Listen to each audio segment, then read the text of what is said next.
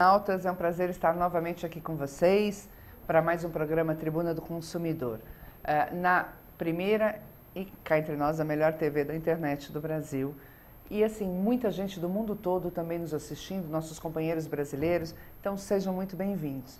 E como eu sempre gosto de trazer assuntos sérios, assuntos que envolvem o nosso dia a dia de uma forma a alterar até comportamentos na nossa sociedade, eu hoje fiz assim, estou muito grata de ter aqui ao meu lado um advogado, um colega, que é diretor do Sindicato dos Advogados do Estado de São Paulo e um militante na luta do GLBS. Eduardo Pisa, é um prazer estar aqui, né, recebê-lo e vamos conversar seriamente sobre esse tema.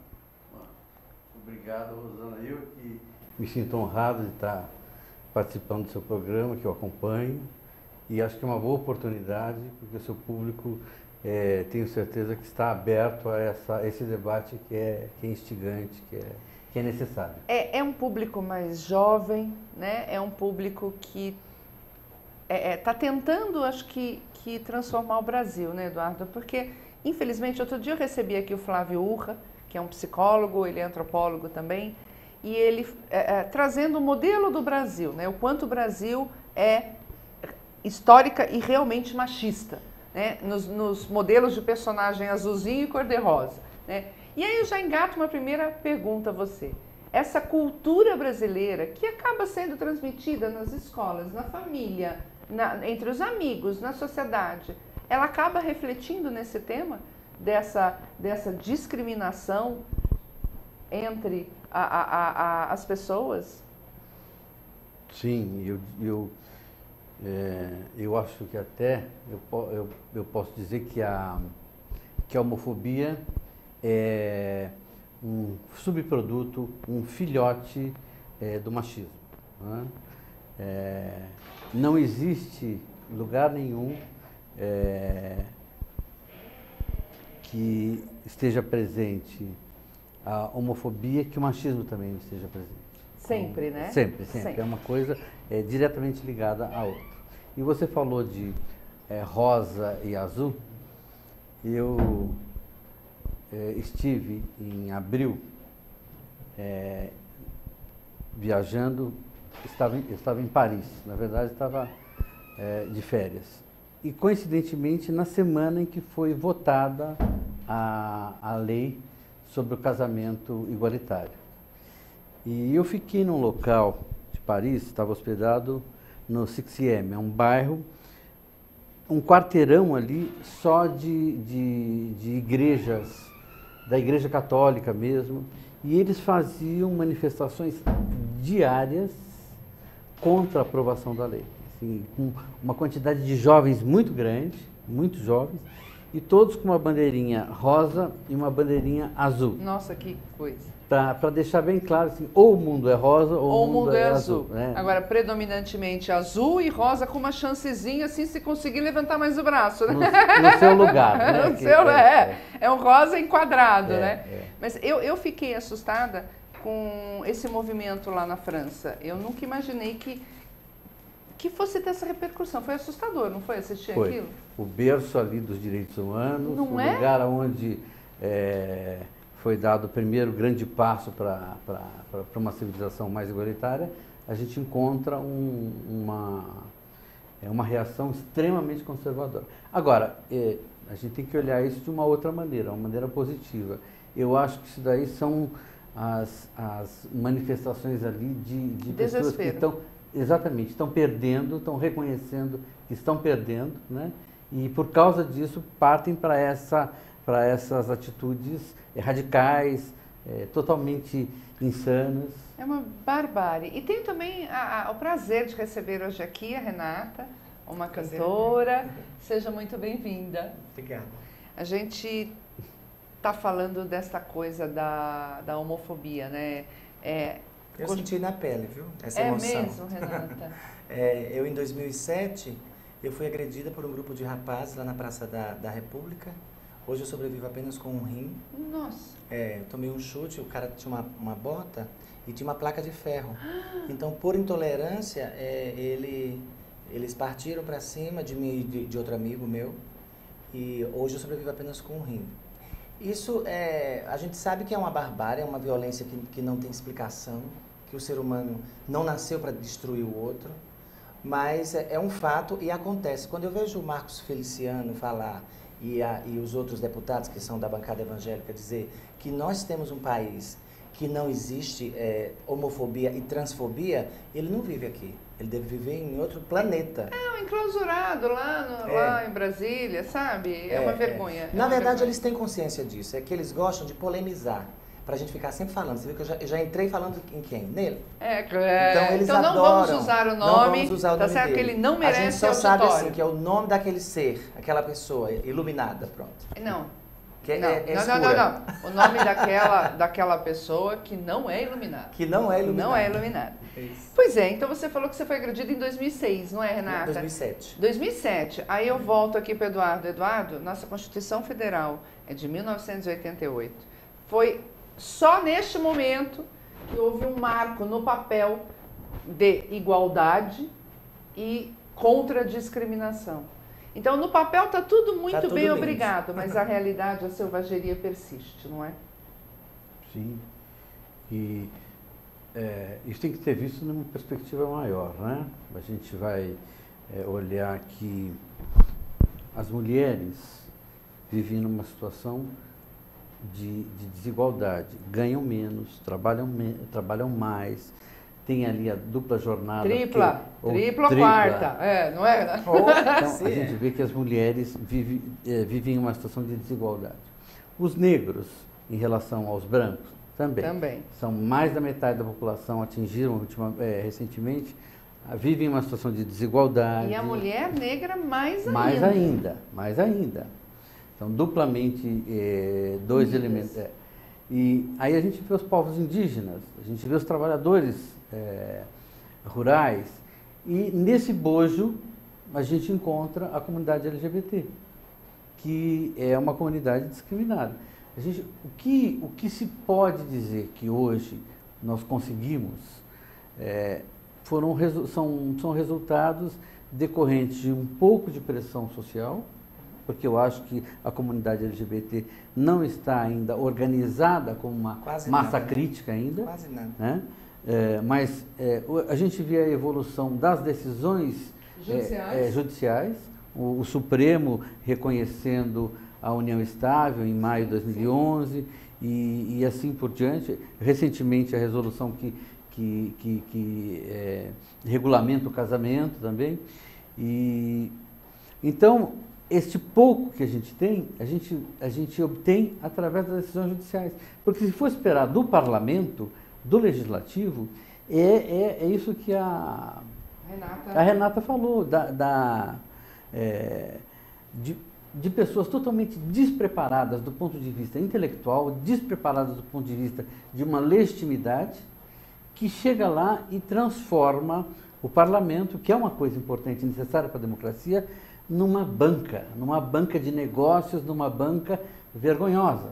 Né? A gente vê...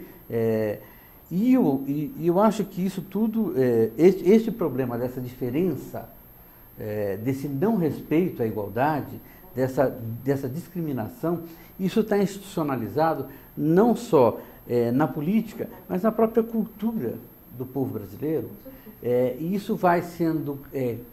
a gente precisa exatamente, com um público jovem, com pessoas que não tenham receio, como você, de trazer esse debate, e para mostrar o seguinte: olha, as pessoas realmente, se elas são iguais, elas têm que ser respeitadas no afeto, no sexo que elas, no trabalho, em absolutamente tudo.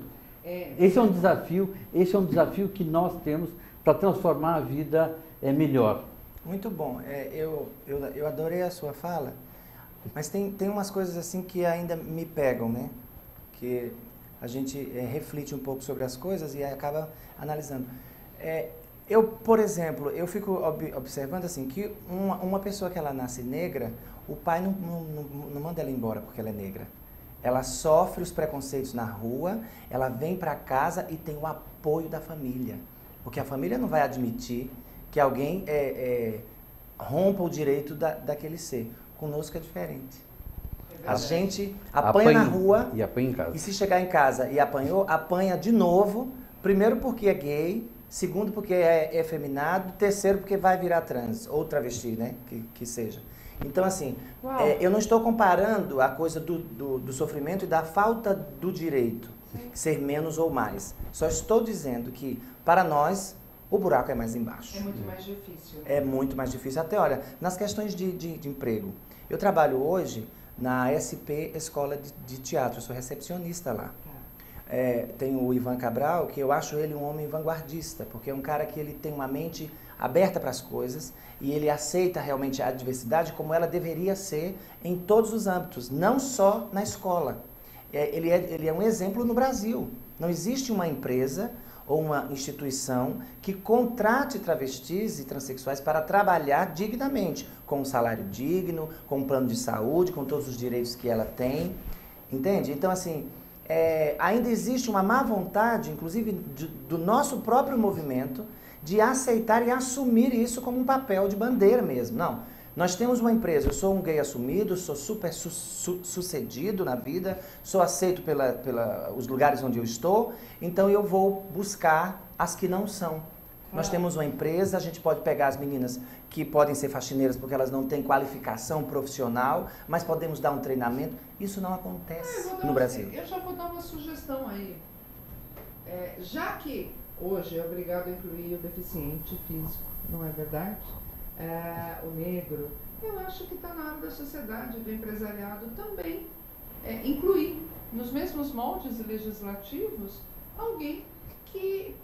Porque eu acho que o convívio é importante. Né? Claro que é. Porque se você isola aquela pessoa... É como se ela não existisse. Não, além disso, ou é como se ela não existisse, ou é como se fosse um bicho papão. E que está à margem sempre, né? Está sempre à margem. Não chega lá. Eu acho que é uma boa ideia essa para a gente começar a discutir, né? A hora que estabelecer cotas. Cota para uma empresa também, eu acho que está na hora. E o interessante é que o trabalho que a gente vê, eu conheço algumas pessoas que empregam travestis e transexuais. Geralmente aquelas empresas de telemarketing. Porque aí você só ouve a voz. Elas estão escondidas, você não vê. Não, a gente tem que cuidar disso, né, Leila? Elas ficam escondidas, você escuta a voz, não sabe quem é, tudo bem. Mas eu digo, é uma coisa naturalizada. Exato. Isso só pode se tornar natural se você conviver com isso. Claro, exatamente. Eu estou fazendo serviço social lá na Uninove. Que legal. E quando eu cheguei lá, eu percebi que existe a vontade das pessoas de querer conviver, mas não sabem como lidar com isso. Primeiro então, te conhecer, né? Então, se você tem um preparo, como graças a Deus a vida me deu isso, eu fui buscar essas coisas, eu não sou de ir para enfrentamento com uma pessoa que eu percebo que ela é ignorante na sua essência. Então, assim, se eu tenho um pouco mais de cultura, de conhecimento, eu vou explicar para ela, eu vou ensinar, olha, não é o travesti, é a travesti, porque a identidade de gênero dela é feminina, então ela não pode ser tratada como o rapaz, ela é a menina. Então, assim, são pequenas coisas. Na própria escola, onde eu trabalho, o convívio lá está sendo maravilhoso, por quê? Porque nós estamos trocando informações. Você vai os jovens estão entrando, estão vendo. Hoje eu tenho 36 anos e eu estou com meninos que entram lá que têm 18 anos. E assim, a gente conversa sobre todos os assuntos, porque eu faço com que eles percebam que é natural ser o que você é. Você não precisa eu chegar aqui e você falar assim, como muita gente fala, como é que eu posso tratar você? Eu digo, da primícia de que eu sou ser humano, já é um fato. Pode ser assim? Aí a gente já entra num acordo. A pessoa fica assim, meio sem jeito. Porque como é que você pode tratar um ser que aparece na sua frente, na visão sua que você está vendo, ela com a identidade dela feminina, você ainda pergunta como que você quer que ela trate? É que você ainda não tem o convívio. Então você acha que pode ser que isso magoe ou desagrade ou não sei o quê. Então a gente precisa ir lutando contra isso. Eu ainda insisto em falar sobre essa questão de que o movimento LGBT não dá o devido valor que nós, mulheres trans e travestis, temos. Nós somos profissionais advogadas, faxineiras, cantoras, eu tenho um CD gravado, estou aqui, já trouxe até para divulgar, cantoras, atrizes, e as pessoas não veem isso. Por quê? Porque a gente tenta se mostrar. Um dia desse eu fui chamada para ir fazer um programa em uma TV, aberta, e eu me recusei porque eu achei assim uma coisa aberrativa. A pessoa me liga e me chama para eu entrar dentro de um guarda-roupa e sair cantando a música do Rick Martin. Como se... Para, entende? Então, assim, para, só nos veem como objetozinho para criar Então, sensacionalismo, para não sei o quê. Aí eu queria colocar, né? O que a sociedade pode fazer para mudar isso? Você, com certeza, Renata, teve problemas na própria família, né? Eu perdi a minha mãe com 7 anos de idade, ela tocou fogo no corpo. Teve depressão pós-parto. Então, minha infância já começou... tumultuada. Começou assim, quente mesmo. E fui na luta. Eduardo provavelmente também tenha sofrido algum tipo de discriminação, de preconceito. Ou eu vou até tentar... Eu acho que até não saber lidar com a questão dificulta a relação familiar. Então, que a gente pode fazer como sociedade? Nós todos, você internauta, né, seus amigos, discutir. Eu... já é um passo. Assim, né? Talvez criar no currículo das escolas, desde pequeno, também essa questão de gênero a ser debatida, da homofobia, da discriminação, né? Por onde a gente tem que começar? Porque está no papel, Renata. Tem um monte de coisa no Brasil que está no papel. Mas, infelizmente, como disse já o Eduardo, em todas as áreas, só funciona na justiça. As primeiras questões envolvendo a homofobia começou com planos de saúde e INSS, lembra? Sim. Isso em 1990 e pouco, não é? O judiciário lá batendo, falando Aí que o pessoal começa a se mexer, entendeu? Na faculdade tem uma plataforma lá que ensina as questões de gênero. E aí, eu estou sendo pioneira e precursora lá dentro? Estou. Porque eu não fico brigando com a faculdade, discutindo, não sei o quê, sem levar nada. Não, eu questiono porque não está fazendo e eu levo. Eu levei a lei 10.948 para lá, eu levei o decreto que reza pelo nome social, eu levei a portaria lá em Brasília para o nome sair nas carteirinhas do SUS. Eles não sabiam e eles não são culpados por não saber, né? Mas agora, eu levo e eles não fazem, aí sim. Mas eles fazem. Deixa eu só fechar aqui o lance do gênero. Estávamos falando sobre gênero. Aí me manda um monte de apostilas, eu estou lendo as apostilas, estou lendo. E nada de falar sobre as questões de gênero no que diz respeito à construção do gênero. Era só o gênero masculino e feminino. A mulher usa rosa, o homem usa azul, lá. Aí eu mandei um e-mail para minha professora do meu coração. Eu gostaria de entender por que vocês não tocam no assunto da construção do gênero da mulher transexual e da travesti. Hoje, está na plataforma do AVA, falando sobre as questões de gênero, de identidade de gênero, de hormonoterapia, de não sei o quê. Então, assim, se você vai atrás, as pessoas se abrem também, né? Você não pode achar que essa coisa de você se fechar e andar sempre armada para tudo, vai resolver, porque às vezes não resolve. Não, mas eu falo, você falou da cadeira da faculdade de serviço social, mas eu acho que a coisa tem que começar antes, não é, Ivan? Sim, no ensino fundamental, no ensino médio, alguma disciplina que trate da questão dos direitos humanos, né, e de gênero, como bem falou a Renata. Eu acho que a ideia que nós temos de que o sexo é masculino e feminino e que o sexo é biológico, ou seja, o homem tem um pênis, a mulher tem uma vagina e tem mama, essa ideia é que aprisiona e que emburrece qualquer tipo de tentativa de transformar a sexualidade como algo maior. Então a gente pensa no sexo binário, ou é homem ou é mulher, né?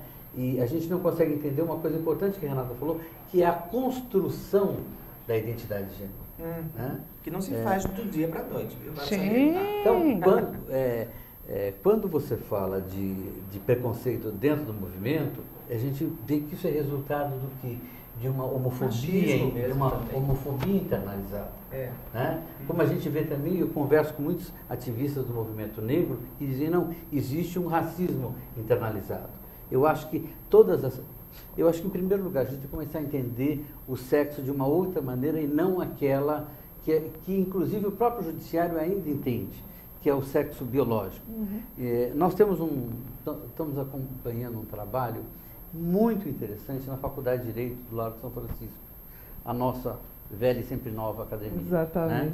Existe um grupo chamado o GEDES, Grupo de Estudos sobre Diversidade Sexual, e eles têm um projeto piloto muito interessante junto ao Departamento Jurídico, que é 22? 11 de agosto, financiado pela universidade. São 6 ou 8 estagiários que atendem só casos de alteração, de mudança de nome e de registro de nome e de sexo para travestis e transexuais. E eu tenho acompanhado o trabalho desses jovens. Primeiro que é fantástico, né? É fantástico você ver que tem uma juventude, uma comunidade jurídica que cresce, né? Inclusive, assim, já entendem muito sobre o que é identidade de gênero, o que é orientação sexual, e depois começa a dizer o seguinte, não, a gente precisa convencer o juiz disso, daquilo. Que legal. Eu acho que esse é um bom resultado, que a gente vê que a curto prazo isso vai mudar, sabe?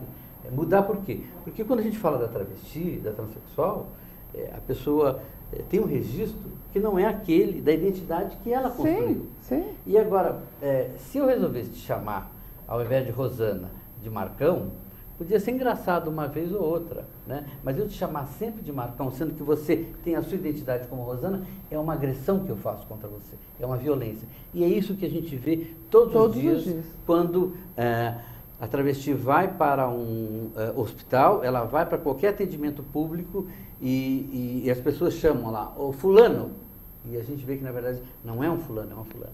E por quê? Mas ela tem pênis, então é homem, né? E não consegue entender que a identidade de gênero ela não é presa a uma biologia, ela é presa a um respeito a tudo, a sociologia, a antropologia, a dignidade da pessoa humana. Está aí, voltamos nós à Constituição. Né? Exatamente, mas aí eu pergunto, você imagina isso então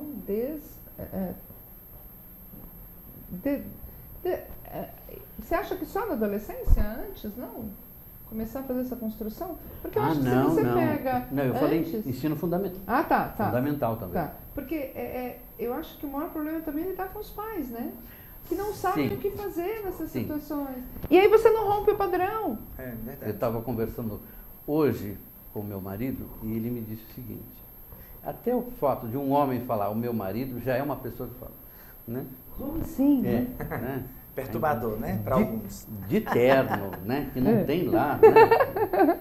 E ele estava dizendo uma coisa que me lembrou, ele me lembrou o fato que o Harvey Milk, aquele ativista, um dos pioneiros do movimento, um jovem perguntou para ele, como é que eu posso fazer para ajudar a causa? Né? Ele falou assim, basta você assumir o que você é. Então, eu acho que a importância do LGBT, do gay, da lésbica, da bissexual, da travesti, da transexual, de assumir a sua identidade de gênero, da sua orientação sexual, dizer, eu sou isso mesmo, eu quero ser respeitado como tal. É por isso que a gente vê hoje uma mudança, porque a maioria das pessoas tem um vizinho, um primo, um conhecido, que é um gay, que é uma lésbica, que é uma travesti, que é uma transexual. E tratar isso como uma grande revolução e olhar isso de uma maneira positiva. Assim, nós estamos saindo de um momento de trevas, de um momento de muita opressão. Né? Por que os jovens LGBT cometem mais suicídio do que os jovens heterossexuais? Porque existe uma opressão lá desde pequeno, é aquilo que a Renata está falando. Já nasceu ali sob a égide de uma ideia de que é diferente, é anormal, é pecador, é promíscuo. Todo mundo associa a homossexualidade, a travestilidade, o que é a promiscuidade, como se a gente fosse uma máquina de fazer sexo. Tá? Se realmente alguém está fazendo mais sexo do que eu, porque eu tenho a minha normalidade. Não é o meu horário, eu levanto cedo, tenho que trabalhar, né? Então não é uma coisa... Vida normal, né? Vida normal. Né? Oh, você estava falando sobre juventude, eu lembrei do grupo Purpurina. Você já ouviu falar no grupo Purpurina? Não, eu não. Como que é o nome dela? Você lembra o nome da senhora? Eu esqueci o nome dela agora, do grupo Purpurina. Ela é uma senhora que teve que lutar muitos anos para aceitar que tinha um filho gay. E aí ela trabalhou isso, construiu a sua mente, reconstruiu, desfez várias coisas. E aí ela resolveu abrir uma ONG aqui em São Paulo. Renata, o nome dela é Edith Modesto. Edith Modesto, exatamente. Dona Edith Modesto. É uma pessoa que você pode convidar, inclusive. Não, eu estou anotando tudo. Pra vir Ivan aqui. Cabral, Ivan Cabral. O pessoal do GES, da São Francisco. Edith Modesto é uma pessoa É sensacional. o professor José Reinaldo. Tá, ela criou uma entidade onde ela conversa com os pais para a aceitação dos filhos. Porque os pais colocam os filhos para fora de casa, ela acolhe esses meninos e aí ela vai investigar para saber aonde veio, quem são os pais, ela descobre tudo, ela entra em contato, liga diretamente, fala assim, olha, eu preciso ir aí fazer uma visita a vocês podem vir aqui em nossa casa, e aí começa uma relação entre eles, depois de dos casos que eu já ouvi falar, todos os filhos voltam para casa, depois que passam por ela. Lá tem atendimento médico, psicológico, tem advogado, tem não sei o quê. Edith Modesto é o nome. É uma pessoa sensacional. Porque você estava falando sobre jovens, né? Assim, aí eu pensei logo nela. Que ela pega, não só adultos, ela pega adolescentes também, que é justamente nessa fase que os pais não conseguem lidar. Porque a própria imprensa, a mídia, se coloca de uma maneira muito estranha. Então, e a própria religião, diversos fatores, faz com que a família não consiga lidar muito bem com isso, não saiba como é que vai digerir isso. Né? Não, e esse é o grande momento, né? Porque é o momento da adolescência, é o momento que o menino tem que lidar com aquele grupinho de meninos machistas. Já sofre bullying na escola. Já sofre bullying, é uma loucura, né? E aí ainda o problema familiar. Eu vou puxar um intervalo rápido para a gente continuar a falar. Até daqui a pouquinho. Muito bom.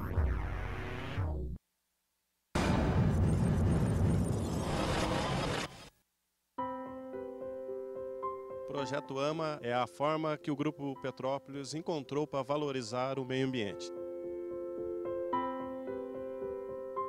Iniciamos em 2010 com o objetivo de plantio e reflorestamento de 1.100.000 mudas de vegetação nativa. Estamos contribuindo tanto com a questão da qualidade do ar, da qualidade do solo, aumento da disponibilidade hídrica do local. Um programa que tem uma importante missão de fazer algo além do que a legislação obriga uma grande indústria como essa. Um dos objetivos do Projeto AMA é o braço da educação ambiental e para fortalecer esse trabalho na comunidade, nós fizemos uma parceria com o Instituto Chico Mendes. O Instituto Chico Mendes tem a missão de capacitar os professores nas escolas ou em torno das fábricas.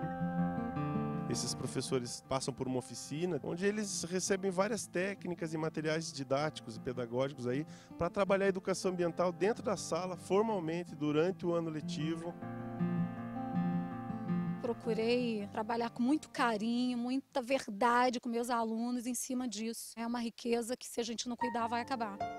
Aprendemos muitas coisas, não podemos maltratar o meio ambiente, devemos ajudar, reciclar. É importante você valorizar essa consciência nos alunos e que eles repassem isso também para as suas famílias, para a comunidade. Ao término desse ano letivo, nós trazemos esses alunos para as nossas trilhas ecológicas.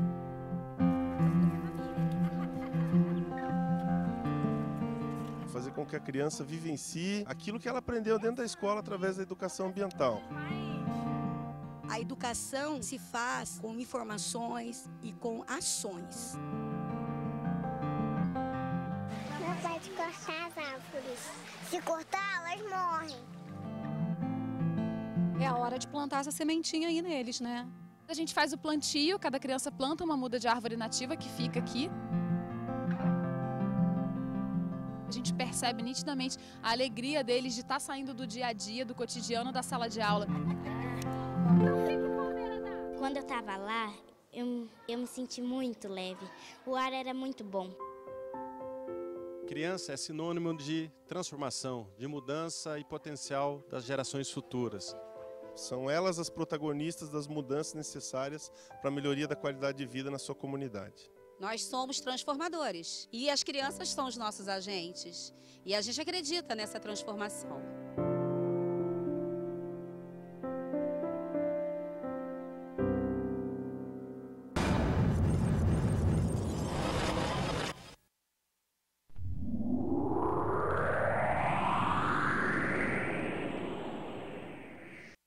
Então, estamos voltando aí nesse assunto tão polêmico e que causa tanta tristeza a tantas pessoas. Eduardo, já temos um mínimo de estatística de quantos brasileiros hoje formam o LGBT?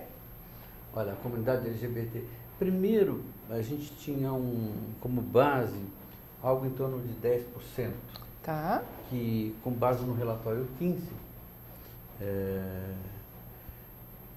e depois esse número passou a ser questionado, então talvez seja 5, talvez seja 6. Mas chegaram a me falar em 15%. Então, essa é a coisa.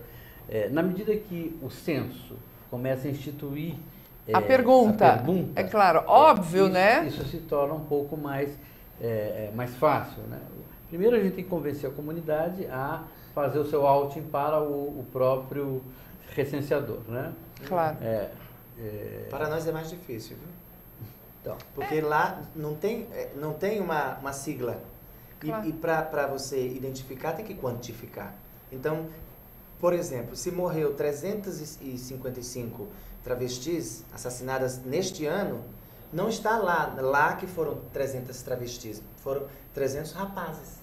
Nossa, é o fim da então picada. Não tem como, né? Mas é o fim da picada. Como é que está essa questão em termos de legislação, Eduardo?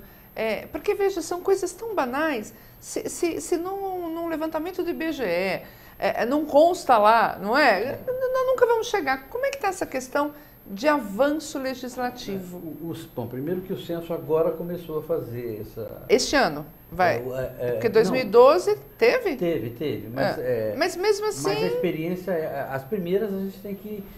E é tudo experiência, né? Sim. Então tem que levar em consideração que a própria comunidade tem que partir para a sua própria... defesa mesmo. E assumir que e ter coragem de falar. Então isso daí vai levar algum tempo. Mas, inclusive, a importância de fazer as adaptações. Claro, identidade de gênero. Identidade de gênero e tal. Não tinha, na minha opinião, eu sou leiga no assunto jurídico, mas posso dar uma opinião que é a que eu sinto, né? Não deveria ter sexo masculino ou feminino. Deveria ter identidade de gênero. Sabe? Uma coisa assim mais... Que não tivesse que ser assim... Porque se é assim, tá, sexo masculino, feminino e afins.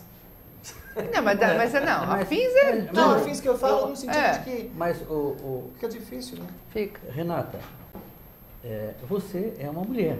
Exatamente. Tá? Então, o seu sexo mas o nome está lá de homem, e aí? Não, entende? Mas essa tá aí, digamos assim... Voltando à pergunta da Rosana. 3 seriam as categorias. As metas. Metas. Assim. Uma é o reconhecimento do casamento igualitário, que a gente vê que se for depender do parlamento não vai sair nunca. E do avanço do fundamentalismo cristão, né, a gente não sai e a gente, pior, teremos perdas. Né? Tá. Existe um enfraquecimento do Estado laico muito grande, isso é motivo de preocupação muito grande. Tá. Né? E tá aí, eu acho que é um assunto que merece, inclusive, ser tratado. O enfraquecimento do Estado laico, né? E a tentativa de transformar a sociedade brasileira numa sociedade de evangélicos, de carismáticos, e o que eu acho que é muito perigoso para a democracia e para o Estado de Direito. Não tenho dúvida. Liberdade de fé é uma coisa necessária, o Estado laico garante. O que não pode querer é transformar valores de fé em valores de política de Estado. Sim. Né? Bom, em primeiro lugar, eu acho que é necessário uma legislação que regulamente o casamento igualitário. Ok. Dizer que pessoas do mesmo sexo podem casar. Sim. Isso não tem, o que a gente tem uma resolução do Conselho Nacional de Justiça. Por quê? Por causa da omissão do Congresso, né? Por causa do deputado, da deputada, do senador e da senadora, que foi mal escolhido.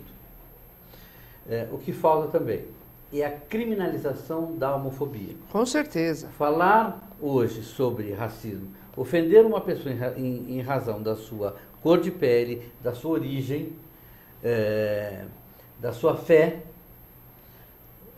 essas ofensas são crimes. Ofender alguém em razão da sua orientação sexual, da sua identidade de gênero, não é crime. Agredir alguém, fazer a pessoa perder o rim, como eu, não é crime. Isso não se caracteriza. É uma ofensa, é uma agressão. É uma lesão corporal como qualquer outra. Ou seja, não tem um agravante. Não tem um agravante. Claro, ali claro. Ela não perdeu o rim porque... não, porque ela apanhou. Não, porque ela riu. Não, porque não, ela é travesti. Porque ela... Exatamente. Esse e o terceiro. Eu ia perguntar. Que é exatamente, especificamente para as nossas irmãzinhas, como eu costumo dizer, as travestis e as transexuais. Porque a identidade, é o que eu estava dizendo para você, você tem o seu nome, tem a sua identidade, você vem de uma família, você quer ser vista, reconhecida e respeitada pelaquilo que você é, e assim como eu. Claro. Da mesma maneira, as travestis e as transexuais têm direito a ter um nome, a uma identidade no registro civil. E para isso, a gente precisa de uma legislação moderna, como a Argentina, novamente a Argentina já tem, né? De facilitar o registro, a alteração do registro do nome e do registro do sexo. Porque hoje o que a gente tem são batalhas judiciais. É para isso que esse projeto do GES, né? É exatamente para mudar o nome, mudar o registro. São as três fundamentais, digamos assim, desafios legislativos. Tá, o reconhecimento do casamento igualitário, o enfraquecimento do Estado... A criminalização da homofobia. A criminalização da homofobia. E agora o registro registro civil e de nome e sexo de travestis e transexuais. Esse do ponto de vista legal. Agora, claro que a gente tem uma gama de outras coisas, que é exatamente transformar o Estado brasileiro num Estado... Eu acho que uma coisa é a legislação, outra coisa é mudar a cultura que está impregnada no Brasil. E está impregnada em qualquer região, né? Não tem diferença se é no Sertão, se é em São Paulo, se é na Avenida Paulista, se é numa...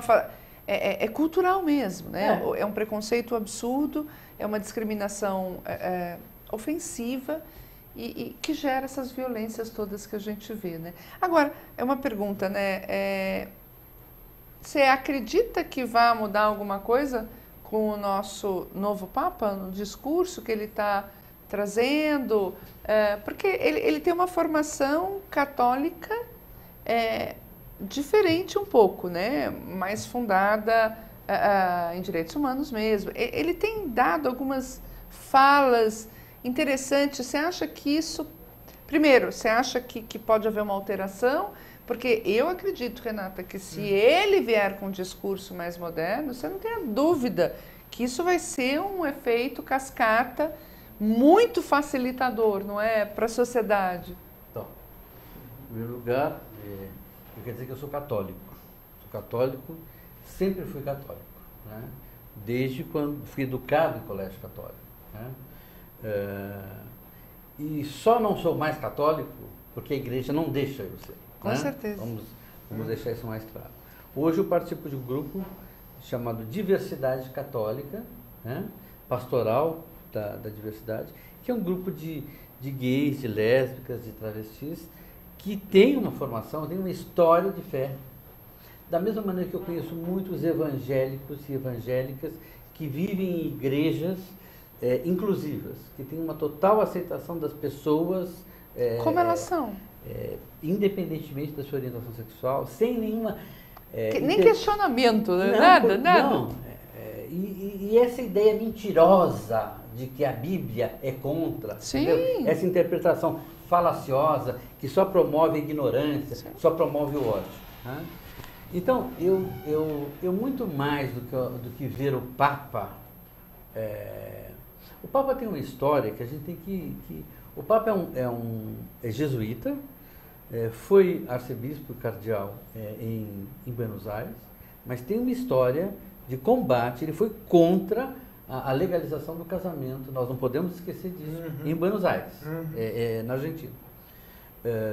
Mas ele também não é bobo, ele é uma pessoa inteligente. Exatamente. E ao se aproximar do padre Gustavo Gutierrez, que foi o padre que fundou a teologia da libertação, um dos pensadores, né?